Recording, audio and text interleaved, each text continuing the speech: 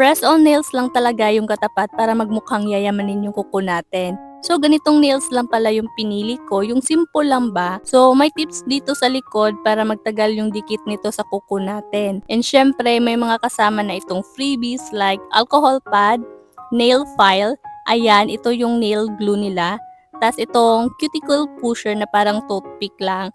At lastly, itong nail stickers. Ito yung nails ko, medyo walang kabuhay-buhay, pero nalinisan ko na yan. So, ready na lagyan ng nail stickers. And syempre, after natin malagyan ng sticker, is pwede ko na ilagay yung press-on nails ko. So, this is a handmade press-on nail stay. Yung size ko naman is extra small. This is the short almond-shaped nails. Handmade ang pagkagawa nito, pulido, kaya maganda talaga. Marami silang magagandang design sa mga nails nila. And syempre, this is reusable din. You can use nail sticker or nail glue kung ididikit mo na yung press-on nails. Huwag agad basain yung kamay after malagay. Like, dapat mga 3 to 4 hours bago mag-wash ng hands para magtagal talaga yung nails, yung press-on nails sa kuko natin.